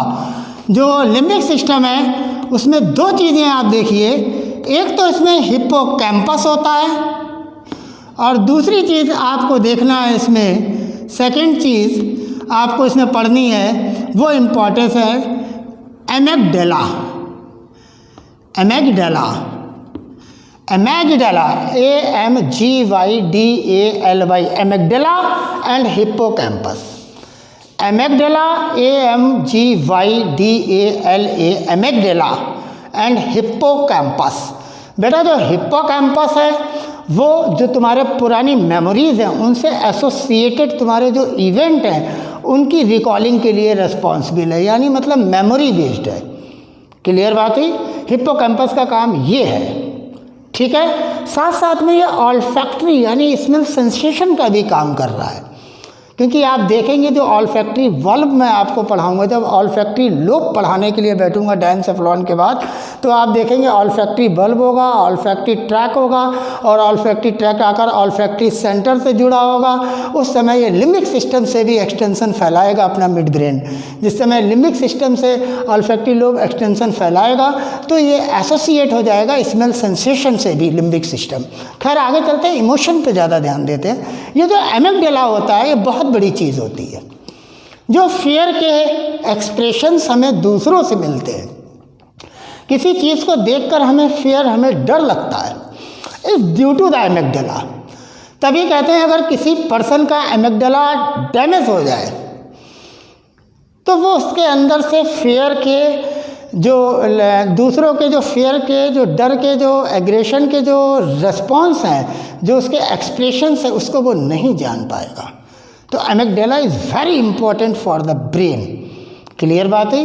Hippocampus is a recall of index, it is a index of recall of several event which are associated with the past memories, which are associated with the memories is the hippocampus. दोनों मिलकर बना देते हैं limbic system. हालांकि limbic system जो name है, limbic system is the named, क्यों name दिया गया? To the medial line of temporal lobe, क्योंकि ये medial line of temporal lobe पर है लिम्बिक सिस्टम, इसलिए इसको लिम्बिक बोला गया। जो लेटरल पार्ट है टेम्पोरल लोब, उसके बॉर्डर पर, उसके मीडियन बॉर्डर पर ये पाया जा रहा है हिप्पोकैम्पस भी, एमिगडाला भी, फॉरेनिक्स भी और मेमिलरी बॉडी भी, चारों चीज़ें, जिसको आप कॉर्पस मेमिलेर बोल देंगे। जो मेमेलियन कैरेक्टरिस्टिक्स होगी, फॉरेनिक्स होगा। Track of nerve is called fornix. लेकिन आप ना अभी नीट के लिए हिप्पोकैम्पस और एमिगडाला पे बहुत ध्यान रखिए कि जो हिप्पोकैम्पस है वो आपको इंडेक्स, रिकॉल ऑफ इंडेक्स है, ताकि जो इवेंट आप कर चुके हैं पास्ट में उससे एसोसिएटेड मेमोरीज़ के बेस्ड पर है। और जो एमिगडाला है वो आपके अंदर फियर और एग्रेशन के इमोशंस को जानने की, सामने वाले के अंदर कैसे इमोशंस है इसको आप रिकग्नाइज करते हैं with the help of the amygdala. इसीलिए अगर वो डैमेज हो जाए तो जो इमोशंस हैं फियर के, एग्रेशन के, वो आप नहीं रिकग्नाइज कर पाएंगे। ये मदद होती थी लिम्बिक सिस्टम की। चलिए आगे चलते हैं, बात करते हैं। मैंने इसलिए बताया क्योंकि जो थैलेमस 4/5 पार्ट ऑफ डायनसेफलॉन है, गेटवे ऑफ सेरिब्रल कॉर्टेक्स है, जितनी भी सेंसरी इनपुट्स होंगी वो इसी रास्ते से, इनके साइनप्स से होकर सेरिब्रल कॉर्टेक्स तक पहुंचेंगी। जो थैलेमस होता है एसोसिएटेड विद लिम्बिक सिस्टम होता है, इसलिए इमोशंस में भी मदद करता है। अब चलते हैं थैलेमस के बारे में। बड़ा नीट का क्वेश्चन कि thalamus is act as a relay centre, NCERT की लाइन, सिंगल लाइन पूरे थैलेमस पे important. Name the part of the diencephalon या name the part of the fore brain, कुछ भी बोल दे, which act as a relay centre. तभी तो गेटवे ऑफ सेरेब्रल कॉर्टेक्स इतनी देर से पढ़ा रहे थे। तो रिले सेंटर का काम करने का काम कौन करता है? थैलेमस। क्या आंसर होना चाहिए? थैलेमस। सबसे बड़ा पार्ट कौन सा है? अपर पार्ट कौन सा है? लेटरल एंड अपर पार्ट कौन सा है? थैलेमस। रूफ का काम कौन कर रहा है? इपीथैलेमस। इपीथैलेमस में क्या है? Pineal gland, habenula nuclei. Order के लिए इमोशंस कौन देता है? हैबरनुला न्यूक्लियाई। मेलाटोनिन हार्मोन कहाँ से निकलता है? Pineal gland. पीनियल ग्लैंड के पीछे क्या इंपॉर्टेंट चीज़ है इस लेसन की छुपी हुई? एंटीरियर कोराइड प्लेक्सस, जिसमें बनता था सेरिब्रो स्पाइनल फ्लूइड। तगड़ा नीट का क्वेश्चन। क्लियर? आगे चलते हैं, बात करते हैं हाइपोथैलेमस की। इपिथैलेमस हटाता हूँ, पीनियल ग्लैंड दिमाग में आ गई, और ऑर्डर के लिए, इमोशन के लिए हैवर्नुला न्यूक्लियाई दिमाग में आ गए। मैं बोर्ड में भी लिख रहा हूँ, आप रिकैप करके देख भी सकते हैं। आगे चलता हूँ, थैलेमस के बाद बात करता हूँ हाइपोथैलेमस की। हाइपो जैसा बता रहा है बेस, हाइपो का मतलब बेस, हाइपो का मतलब base. Now I would like to discuss about this hypothalamus. Hypothalamus की बात करता हूँ। जो हाइपोथैलेमस है यानी मतलब बेस कह सकते हैं ऑफ थैलेमस, या नीचे वाला पार्ट डायंसेफलॉन का। हाइपोथैलेमस में नीट का तगड़ा question, it act as a thermostat, means that it regulates the temperature of 37 degrees Celsius, near to the 37 degrees Celsius with the help of the temperature maintaining several complexes। कहने की बात, जो hypothalamus है उसका सबसे बड़ा काम है कि हाइपोथैलेमस हमारी बॉडी के टेम्परेचर को मेंटेन रखता है। हाइपोथैलेमस हमारे बॉडी के टेम्परेचर को मेंटेन रखता है। हाइपोथैलेमस ठीक कांटेक्ट में रहता है हमारे बॉडी में होम्योस्टेसिस को मेंटेन रखने के लिए, हमारे बॉडी में इक्विलिब्रियम को मेंटेन रखने के लिए, हमारे अंदर अर्ग ऑफ ड्रिंकिंग वाटर, ईटिंग, इनकी थ्रस्ट, हंगर, इन सब के लिए रिस्पॉन्सिबल हाइपोथैलेमस होता है। और यही नहीं बच्चों, थोड़ा मैंने जल्दी कर दिया, थोड़ा सा आगे चलना चाह रहा था लेसन में। यही नहीं, इस हाइपोथैलेमस के अंदर neurosecretory cells are there which are responsible for hormone, जो आप कंट्रोल एंड कोऑर्डिनेशन में पिट्यूटरी के डायग्राम के लेफ्ट पेज पर देखेंगे। नीचे वाले पैराग्राफ में चौथी लाइन में लिखा हुआ है, neurosecretory cells are present in hypothalamus which are endocrine in nature. तो हाइपोथैलेमस का इंपॉर्टेंट काम थर्मोस्टेट ऑफ द बॉडी, यानी बॉडी का टेम्परेचर को मेंटेन रखता है। दूसरा इंपॉर्टेंट काम होम्योस्टेसिस भी मेंटेन करता है। तीसरा इंपॉर्टेंट काम न्यूरोसिक्रेटरी सेल्स होती है जो हार्मोन सिक्रीशन के लिए रिस्पॉन्सिबल रहती हैं। चौथा इंपॉर्टेंट पॉइंट अर्ग of eating and drinking means hunger and thrust के लिए रिस्पॉन्सिबल रहता है। पांचवा पॉइंट इंपॉर्टेंट देखने की कोशिश है कि इस हाइपोथैलेमस के ऊपर वाली सरफेस पर, एंटीरियर सरफेस पर जुड़े होते हैं ऑप्टिक चश्मा। तीन वर्ड यहाँ हाइपोथैलेमस में देखिए कंपटीशन के लिए, एक ऑप्टिक CHIASMA, ऑप्टिक चश्मा जो हाइपोथैलेमस के एंटीरियर सरफेस पे होगा। किस सरफेस पे होगा? एंटीरियर सरफेस पे। हाइपोथैलेमस की बात कर रहा हूँ मैं, जो डायंसेफलॉन का तीसरा पार्ट है। पहला एपिथैलेमस, दूसरा थैलेमस, जिसमें रिले सेंटर टॉप का नीट का क्वेश्चन था, जो कि गेटवे ऑफ सेरेब्रल कॉर्टेक्स था। ध्यान रखिएगा, डायंसेफलॉन पढ़ रहे हैं। सेरिब्रम फोर ब्रेन का ही दूसरा पार्ट, सेरिब्रम वहाँ पे ख़त्म हो गया। आगे चलते हैं। ऑप्टिक चश्मा जो कि एंटीरियर सरफेस से बच्चों जुड़ा है। दूसरी चीज़ फंडीबुलर स्टाल्क ऑफ पिट्यूटरी ग्लैंड, जो कहाँ जुड़ी है? मिडिल ऑफ थैलेमस से। किससे जुड़ी है? मिडिल ऑफ हाइपोथैलेमस से। हाइपोथैलेमस की सुपर एंटीरियर सरफेस से क्या जुड़ा हुआ है? ऑप्टिक चश्मा। मिडिल से इनफंडिबुलम स्टाक से क्या जुड़ा हुआ है? Pituitary gland. और हाइपोथैलेमस के पोस्टीरियर सरफेस से क्या जुड़ा हुआ है? पोस्टीरियर पार्ट से क्या जुड़ा हुआ है? तो हाइपोथैलेमस के पोस्टीरियर पार्ट से बच्चों जुड़ा हुआ है आपका कॉर्पस मैमिलेट्स, कॉर्पस एल्बिकन या मैमिलरी बॉडीज। कॉर्पस एल्बिकन भी बोल देते हैं, कॉर्पस मैमिलेट्स भी बोल देते हैं, जो कि मैमिलियन कैरेक्टरिस्टिक्स है। अच्छा नीट का क्वेश्चन है। जुड़ा किससे? पोस्टीरियर सरफेस ऑफ हाइपोथैलेमस से। एंटीरियर सरफेस ऑफ हाइपोथैलेमस से ऑप्टिक चश्मा। मिडिल ऑफ द हाइपोथैलेमस से इनफंडिबुलर स्टाक जोड़ दे रहा है पिट्यूटरी ग्लैंड को, मास्टर ग्लैंड को। क्लियर बात हो रही? तो हाइपोथैलेमस के बारे में ये चीज़ें देखना जरूरी है और तगड़ा नीट का क्वेश्चन है। It is thermostat of the body. Brain के अंदर एक थर्मोस्टेट का काम है, ये तो बहुत बड़ा क्वेश्चन है। हंगर और थ्रस्ट के लिए हाइपोथैलेमस। क्लियर बात हो रही? सारी चीज़ें आप देख रहे हैं हाइपोथैलेमस के बारे में। तो डायनसेफ्लॉन बनाए एपिथैलेमस, जिसमें पीनियल बॉडी और हाइपरन्यूलर न्यूक्लियाई के बारे में आपने पढ़ा। हाइपरन्यूलर न्यूक्लियाई इमोशंस देता था, यानी मतलब किसके लिए एक्सप्रेशन डेवलप करता था? To order. जैसी स्मेल आ रही उस हिसाब से किस तरीके से आप उसके लिए रिस्पॉन्स कर रहे हैं, उसके एक्सप्रेशंस कैसे आ रहे हैं, उसके लिए हाइपरन्यूलर था जो एपिथैलेमस में था, जो रूप बनाता था डायनसेफ्लॉन की। थैलेमस में आपने गेटवे ऑफ कॉर्टेक्स देख लिया, जिसको रिले सेंटर एक अच्छा नीट का क्वेश्चन मिल गया। और यहाँ पर हाइपोथैलेमस में आपको मिल गया कि अगर थ्रस्ट है, अगर आपको वाटर पीना है, अगर आपको पानी पीने का अर्ग हो रहा है, अगर आपको ईटिंग का अर्ग हो रहा है, ये सारी चीज़ें कंट्रोल हो रही हैं हाइपोथैलेमस से, जो कि थर्मोस्टेट है। Help in maintaining the body temperature near 37 degree Celsius with the help of different thermoregulatory complex. Now आगे चलता हूँ, ये बात हो गई डायनसेफ्लॉन की। आगे बढ़ता हूँ।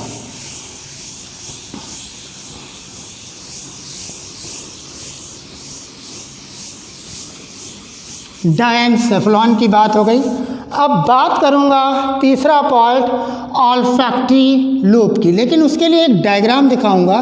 ये मैं डायग्राम बना रहा हूँ, ये मैंने बनाया फ्रंटल लोब। ये वेंट्रल व्यू बन रहा है ब्रेन का बच्चों, ये हो गया फ्रंटल लोब। इसी फ्रंटल लोब में आप ऐसे एक बल्ब लाइक स्ट्रक्चर बनाइए। A bulb like structure bean shaped solid body which is known as olfactory bulb या olfactory lobe। और इसी olfactory lobe को आप ट्रैक बनाइए और इस ट्रैक को नाम दे दीजिए olfactory ट्रैक्ट। ये वेंट्रल व्यू बन रहा है ब्रेन का, ये ध्यान रखिएगा। ये आपका फ्रंटल लोब मैंने बना दिया। क्लियर बात हो गई? क्लियर हुई? यहाँ मैं नीचे आ रहा हूँ और तुरंत आपको